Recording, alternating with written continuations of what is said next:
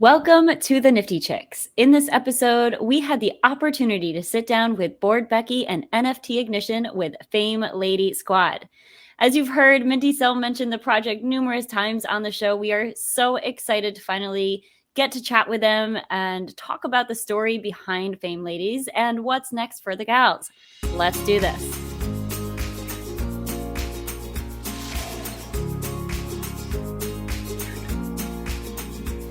All right, welcome to the Nifty Chicks. I am super excited for our guests today. We have the Fame Lady Squad, Bored Becky and NFT Ignition.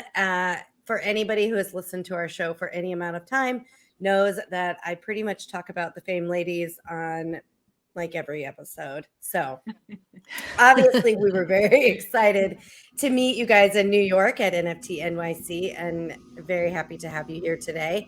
So I think first off, we should just, if you guys want to introduce yourself and talk a little bit about what brought you into NFTs and how you met, that'd be cool. Cool. Why don't you go first, Danielle?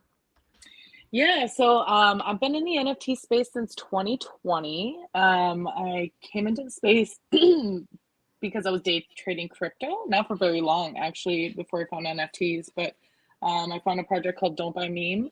And in that Discord, I ended up creating a project with a few of my friends where we like wrapped meme cards, and they were basically like Tamagotchis where you could like feed them and you could mine from them every day and earn tokens and stuff. So it was like a fun little game, but that really got me down the rabbit hole of like creating projects and onboarding artists. We could not find enough artists. It was just like a lot of filter art back then. So I was on Fiverr and Freelancer, like trying to convince artists to come on and work with projects with me or make their own projects, or just like, you know, finding artists in weird groups on Facebook or whatever.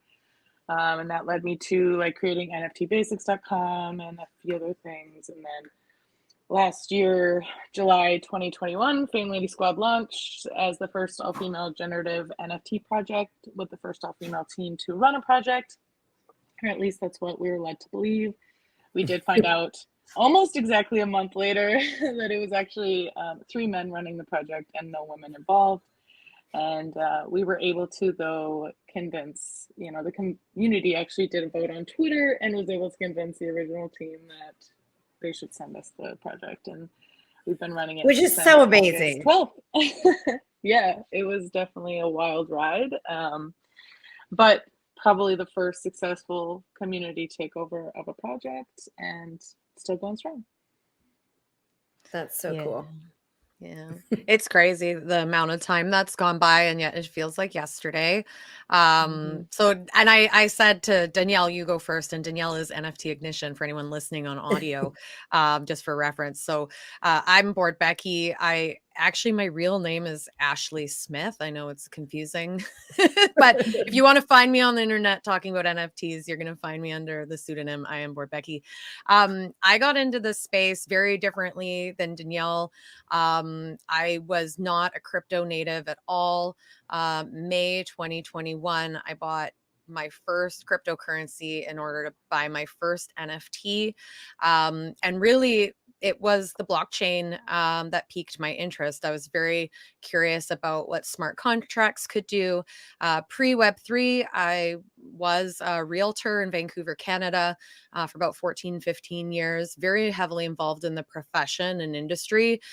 So I sit on boards, et cetera, and was very much looking at like, what is blockchain going to mean for the industry at large when it finally takes off? And, you know, we know inevitably it's likely going to have an impact on most sectors. And so it was really that curiosity and that full recognition that I had zero knowledge about any of it, had not purchased any crypto, and crypto in and of itself, I think, is a very interesting thing when we think about, you know, buying assets, etc. And so anyway, Gary Vee comes along, decides he's launching his project VeeFriends. I was following him as an entrepreneur for some time and thought this is a safe way for me to dabble in the space, learn a little bit more about what this all might mean, and just get my feet wet. And about, you know, as Danielle said, a couple months later, Fame Lady Squad launched, I bought in as a collector on day one. And then a month or so after, like, our worlds totally changed, and here we are. And Danielle and I really met through that Fame Lady Squad community, when we ended up having the opportunity to take over the smart contract, which I think is a really important nuance to this, is that we were able to get that smart contract ownership for the project. A few of us came together within the community and thought, like, what can we do? How can we do something special with this group of people and holders? And that's when Danielle and I really first started chatting, and it's, we've been partners in crime ever since, just leading the way. So that's awesome. the short version. Yeah. That's amazing. I absolutely love your story, specifically around Fame Lady Squad. And Mint-ECell is not kidding. She literally talks about you every single episode. She's been a fan forever. I can't help it. She is. Yeah, she has become the reason why I've become such a fan of you guys, and then to get to meet you guys was super awesome. And one of the things that we at Nifty Chicks are proud of is that a lot of our listeners are brand spanking new to the NFT space. And when we all were new, like day one new, I feel like we're all still probably pretty new relatively, but we were all day one new at one point. And so I'd love to hear from either one of you kind of, were you intimidated by this space? Were you ever unwelcomed in kind of the communities? Like, what was your experience literally going from a Web 2 to the Web 3 space? And how can kind of our listeners take what you guys have gone through to begin and really kick off their own journeys in the space? I'll say, so I definitely wasn't intimidated because the space was nothing like it is now, right? It was so small. There were few chats where you could really go to talk about it. There were only a few people talking about them or making them. It was mostly people just minting things as a joke and sending them to their friends, and then ENS. That was the extent pretty much of the space. So there wasn't much to be intimidated by at that point. I will say the community, I grew with the community and the space. So as the community gets bigger, you just get to know more people and you learn more, and they come up with new ideas, and it's all really exciting. So from that perspective, it was a really easy transition, but it's definitely, I can see harder to jump in, where now people see it as an investment. And that just really wasn't the case when I got into the space. Nobody thought they were going to make money from these memes that we were minting.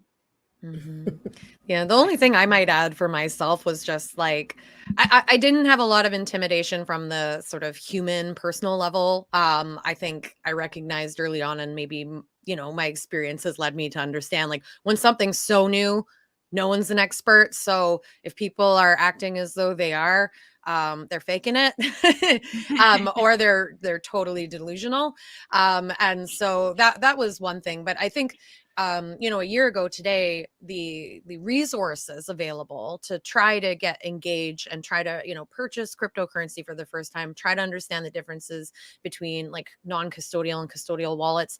It was very scary. I still think it's very scary, but there are more reliable and reputable resources now available to folks. So I think it's just a matter of navigating those resources and finding trusted sources like, you ladies here with your podcast.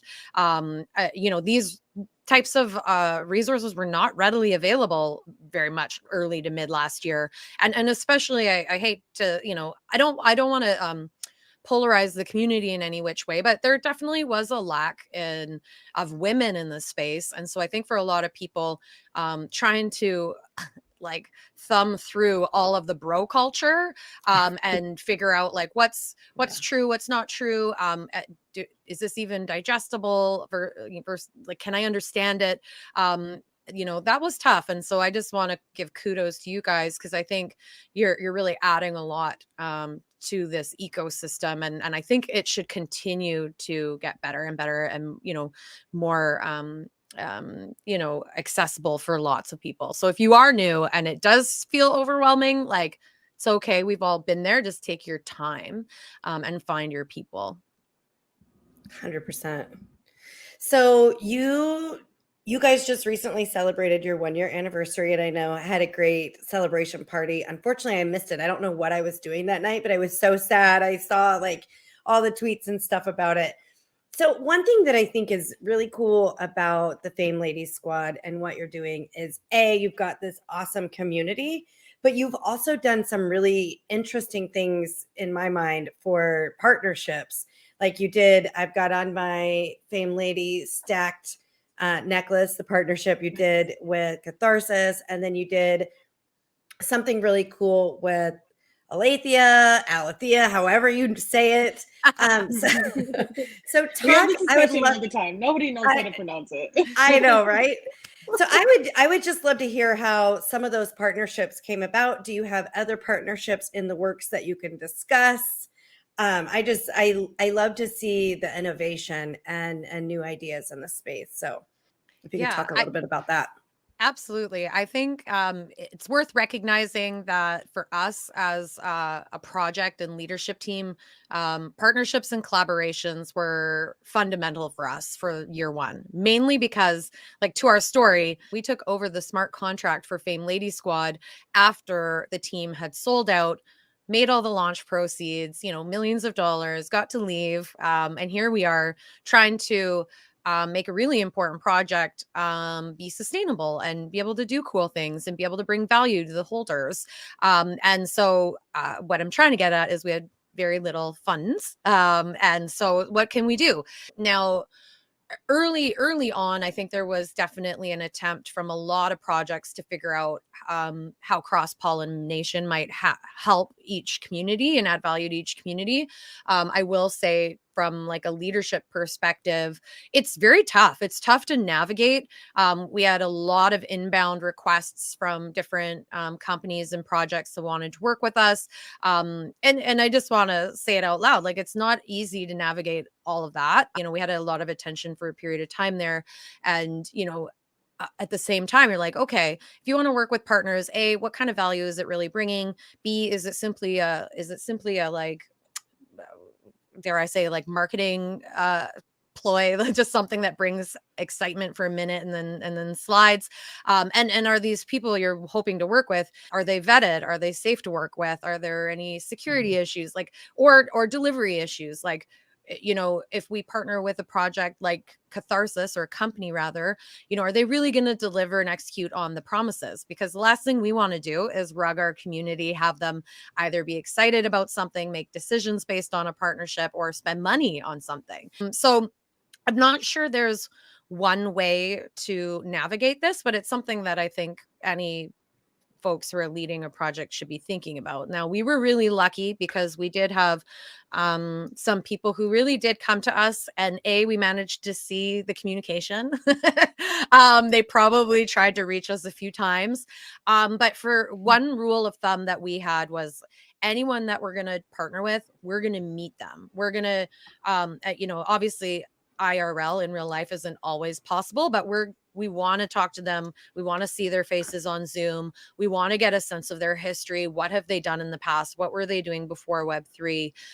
Can they really deliver on the stuff? So Catharsis was such a wonderful example, husband and wife team. They had done a couple of things, not a lot. We were probably one of the first projects they really partnered with, but we were able to get a sense of the type of work they had done in the past to create. And for those listening that don't know what we're talking about, creating real life jewelry, custom pieces that would be relevant for our community, limited edition type stuff that would be delivered through NFTs. So how does that work? By the way, they also happen to have design backgrounds. So they created these really, really cool NFTs that we fell in love with, that our holders would get if they decided to buy in. But they're also getting value. They're getting something that if they redeem those NFTs, they're getting these real life custom pieces delivered to them. And we've been nothing but happy with the partnership and the way that they've worked, and they're growing. They're doing a lot of really cool things. So there's that. Alethea was a project. And again, I use that word too loosely. It's Alethea is a platform really for artificial intelligence that brings NFTs to life. And they were looking at Fame Lady Squad for some time before we had really had any real communication with them. But because they know that our holders have, exclusive IP use of their NFTs. So it's fun. You can use the IP of your NFT, train your NFT to do cool stuff. And they also told us blatantly when we did finally get to connect in person and kind of get behind and be able to almost advocate for their work, that they they were really excited that Fame Lady Squad did have the origin story that it had, knew that we were planning to stick around because they have to put in a lot of work. So they, on the flip side, they were like, who can we partner with that we know has a sustainable community, that has leadership team that's going to stick around, that's not just going to disappear, in a month or two. And so it's this two-way conversation, right? And the closer that we've been able to get with these partners, the more value we've been able to add, I think, to our communities, and deliver both ways. It's reciprocal. So, and there's been others. We certainly have some big things coming up that, we hope we can talk to you more about soon. But I think choosing those partners carefully really matters. And I will say, like, back to Alethea, we did our due diligence like that. As a company, they've had some pretty big investors like Mark Cuban. So it's like, okay, Mark Cuban's putting his money into Alethea. Doesn't mean it's going to be successful, but there's been some vetting involved. The people behind the project are real business people. They're working on something, and so these are the types of things that I think a lot of folks ought to be looking at. Not every project's going to have a Mark Cuban behind it, but, but so anyways, I know I'm going on a little bit here, but we've been very intentional with who we worked with. And I think it's been the big value add we've been able to do over the last year with, limited capital. Yeah. And having a collab coordinator, she's not here, obviously, Kara, but she's amazing. And her networking skills are, A+.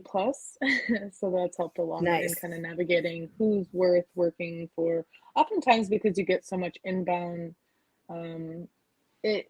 it's hard to find the things that are actually worth your time and all of that. But, it's almost been our outbound collab request things that have given us the most value, I think. It's amazing. Yeah. Very cool. Mint-ECell is rocking the necklace. That which JenNFT had to spend about 30 minutes untangling, and I'll have to post the video with this. I did it, on the speeded up time, so it takes about 30 seconds. But yeah, this thing was a disaster.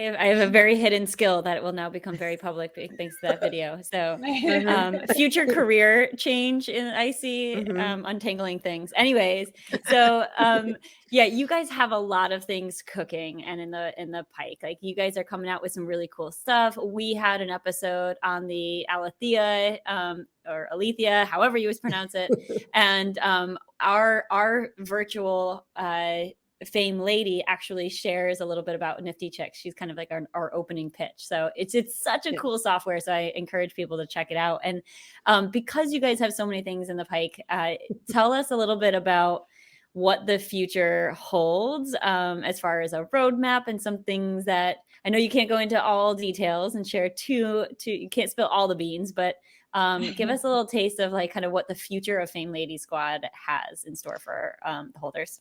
Yeah, for sure. Well, as you mentioned, we just celebrated our 1-year anniversary since launch. Now, that was really important because it really recognizes that, like, Fame Lady Squad was the first all-female generative PFP project. So we wanted to celebrate that.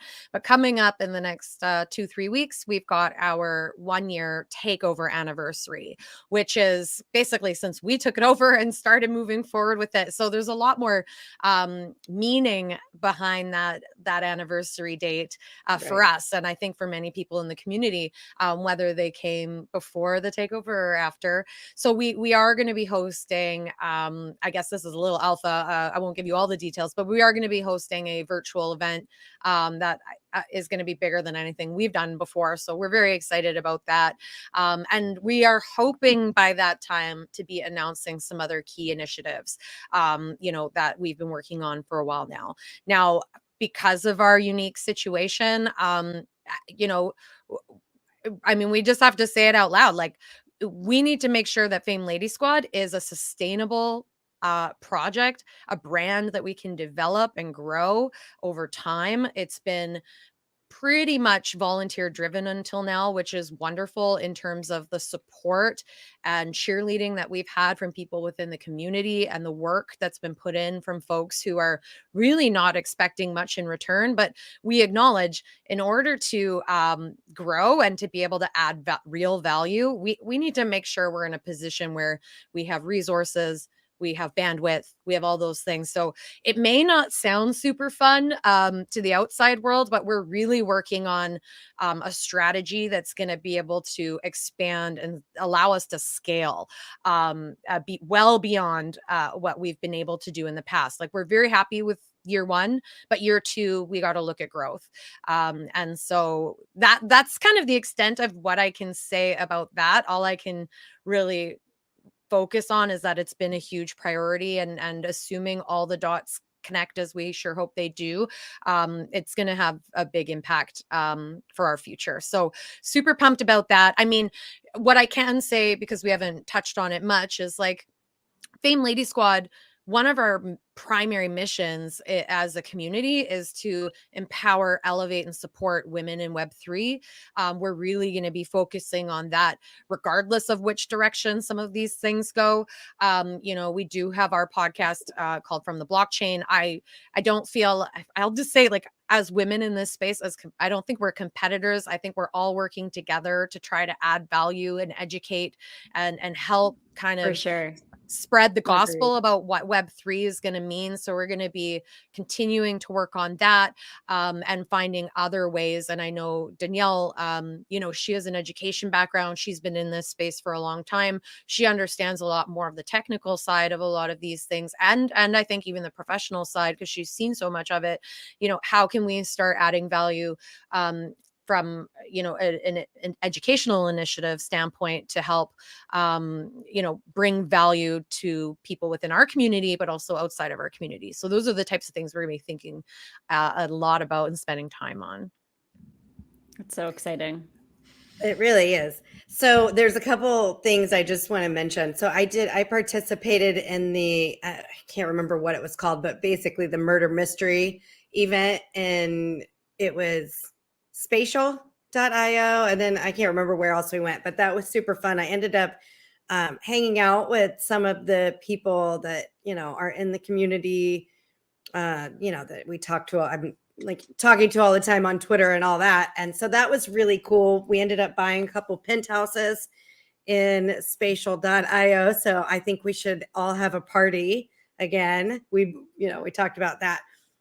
So today, when I was doing my Costco run, I always try to listen to you guys, and I was listening to the most recent episode that you did with Kelvin Troy and the making your own avatar. And I know it talked about potential Fame Ladies involvement with that. Can you elaborate any more on what we can expect from that? Actually, yeah. So, Yes and no? yeah. So actually, Okay. the NFT avatar maker is a tool, and you can actually find them today and actually mint a pass to basically access Fame Lady Squad traits. So that you can do today, and basically create your own 2D avatar with Fame Lady Squad traits, like key traits. But you can also mix and match if you happen to hold in other, by the way, you need to own a Fame Lady to access that pass. But there are other projects like Honey's, Bored Ape Yacht Club, and several others that also have traits that you can access. And if you own in several, you can like get Mix different and mint match? passes and mix and match. So you can create your like Bored Ape / Fame Ladies. So I'm thinking That's so cool. like pretty cool. Oh, so what's Bored Becky gonna look like in the future? Oh my gosh. Well, I think Bored Becky's probably gonna have some pretty cool Fame Lady tattoos is probably key. By the way, for anyone listening, Bored Becky is my Bored Ape. That's why I run around with this name. But yeah, she's probably gonna have her multicolored grills, but with some Fame Lady features and maybe some hair. But some of the stuff that's coming is gonna be when they are. By the way, this is where partnerships, you got to pay attention to the nuance. It's in their hands. They're the ones that got to make it happen. But they do have plans to basically bring these things into 3D. So there's it's one of the avenues for Fame Lady Squad to basically have a 3D presence and potentially get into things like different metaverses, different gaming worlds, those sorts of things. So we're really excited. And again, back to partnerships, like this was someone that we've been chatting with for a long time. And for us, it's like, what kind of value can they bring? What can they build? It's also quite fun. Like people have been having a lot of fun with it. That's going to be super epic. Yeah. I can't wait for that. Yeah, super excited. And I think they do have some surprises coming to holders. So those are the things that it's not our alpha to share, but stay tuned. And if you're interested, just follow them. And I'm sure anything that impacts us will be making announcements. Where can you follow them? Do you know? I believe on Twitter, it's just at NFT Avatar Maker. You might need to fact check me, but I think that's correct. I'm looking it up right now. There, yep, NFT Avatar Maker. Yeah. I love that wall behind you, by the way. That looks amazing. Thank you. Did you? And I know you're talking about my hotel wall. Yes, absolutely. So thank you so much. I appreciate it. Yeah, she's got her Fame Ladies up there, her 3 in the corner. She's got the OG 1-year anniversary one right there. Yep. So awesome. And that is something that I think is really cool, that your community a lot of times does special things. So like I've gotten, actually in New York, I met a Doc Peace, and we were sitting at the event. I don't remember where it was, but it was the event that was like with my BFF and you guys and a few other people. And she started speaking and doing her talk, like what she did on the NFT. And I was like, oh my God, I just realized that it was her who I had met, at the speaker dinner. And I put 2 and 2 together. Maybe I'm slow. No, that's great. So Doc Keys did our very first, helped enable our very first Polygon drop to holders. It was a long time coming, but she wrote a custom flow. She's a spoken word artist. So she wrote a flow to kind of outline the Fame Lady Squad story from her perspective, performed it, and we overlaid that audio to an MP4 NFT with a kind of honorary Fame Lady in her likeness. And it's really cool. She's doing a lot of neat stuff in her own right. And in fact, she's our next appointment for the day. So she's going to be on our podcast. So if anyone wants to learn more about her, stay tuned. Yeah.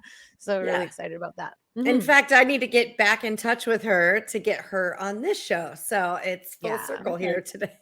There's a lot of great women in this space. That's one thing I want to say out loud. Like there's so many awesome, badass women just doing cool things. So kudos to all of them.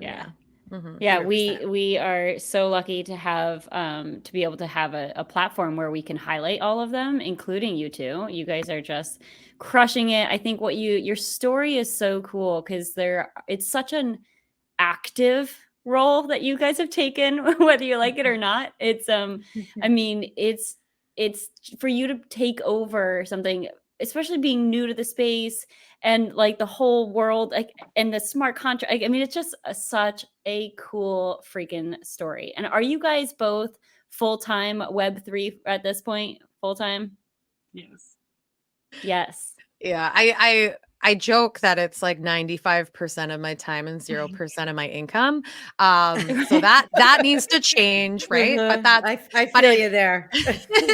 but that's the fun part of these early days, is that like conviction about where the space is going, and sometimes you put in your sweat equity, right? And so it's been a wonderful way to learn. And I think it's important for people to hear that, because there's just so many opportunities still for even brand new people to get involved in different ways, to kind of start looking under the cover a little bit, and peeking around the corner and understanding, how things work and where things are going. So for us, I think no regrets, but definitely probably more time spent than most people would be aware of, for sure. I can only imagine. Yeah. Yeah, that's very cool. So, on a personal level, what is next for you guys, as far as like, you guys are the humans behind Fame Ladies? Like, bring us down to the human level. Like, what's on the kind of the agenda for this next year? Well, we know what Ashley's doing.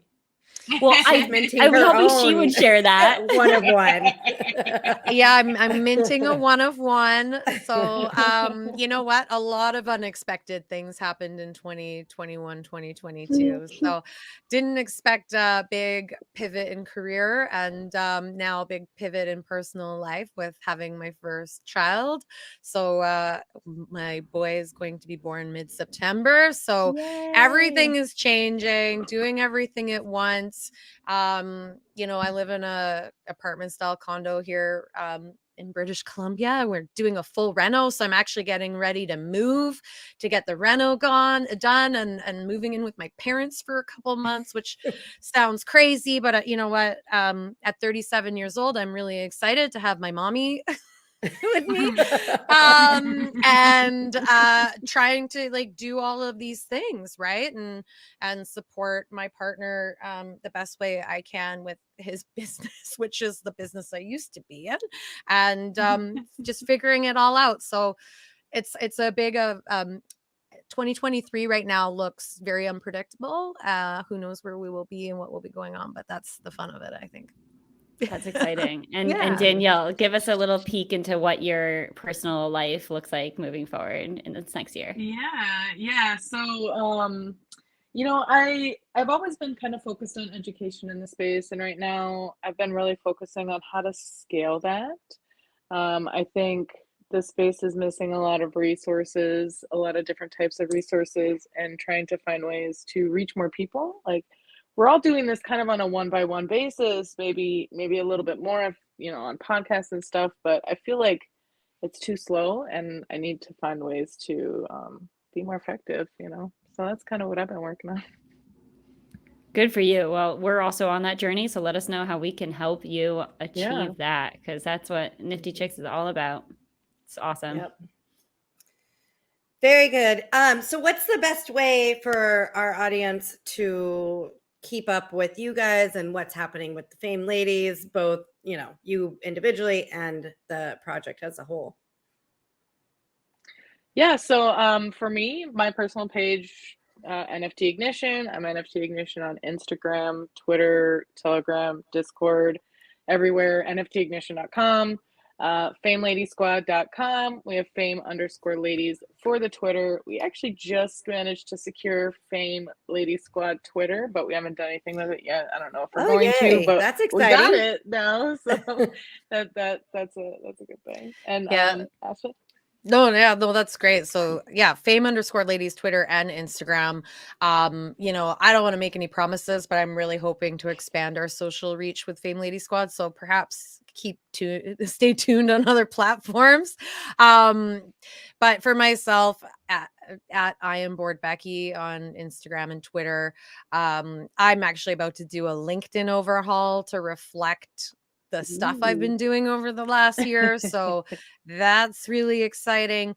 And then, of course, our podcast From the Blockchain. The easiest thing to do is you'll find everything on fameladysquad.com or pinned generally in our Twitter bios for access to that. Yeah. Awesome. Well, thank you, ladies, so much for being on the show. Seriously, it's our honor. We're such big fans of yours. It was so nice to meet you guys in person. I'm excited. I hope we continue, these conversations. And of course, we're excited to have you on one of our upcoming episodes as well. So getting into your stories. That would be fun stuff. Thank you guys so much. We love you. Big fans forever. All right. Thanks, ladies. Thanks. Oh my gosh, Mint-ECell. I am seriously on cloud nine, fangirling over those incredible women. Same. You know how much when I discovered this project, I went in deep with them. I love it. I love the story. I think that they're amazing. I'm so excited that we, had the opportunity to meet them and sit down and chat with them for this. And I just know that, we're going to continue those conversations with them and just continue building that friendship. And hopefully we'll be doing, some partnerships with them in the future. Yeah, they're just so cool and so relatable, and everything that they've gone through, talk about, it's just one of the most epic stories I've ever heard. I feel like they need a documentary on that whole story. I agree. Right? I 100% agree. Yeah. And I'm super excited.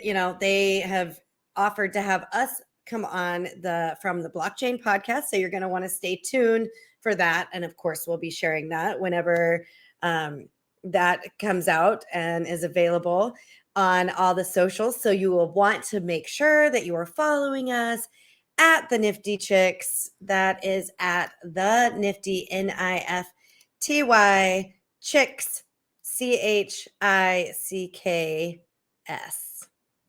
That is right. And as always, thank you so much for listening to the Nifty Chicks. Always remember, invest in yourself.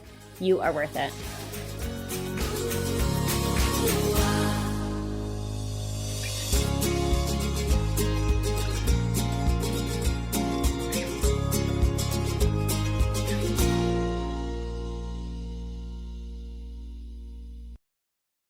Please listen carefully to the following disclaimer. Neither the host nor the guests of the Nifty Chicks podcast are acting in the capacity of financial advisors. We wish to remain transparent and impartial to the NFT community at all times, and therefore, the content provided by the Nifty Chicks hosts and guests are intended for general information purposes only. Nothing written or discussed by the Nifty Chicks hosts and guests should be construed or relied upon as investment, financial, legal, regulatory, accounting, tax, or similar advice. Nothing should be interpreted as a solicitation to invest in any cryptocurrency or NFT, and nothing herein should be construed as a recommendation to engage in any investment strategy or transaction. Please be advised that it is in your own best interest to consult with investment, legal, tax, or similar professionals regarding any specific situation and any prospective transaction decisions. You must do your own research when considering investing in cryptocurrencies or NFTs. We are simply sharing our journey with you as we learn more about the world of NFTs. Happy minting.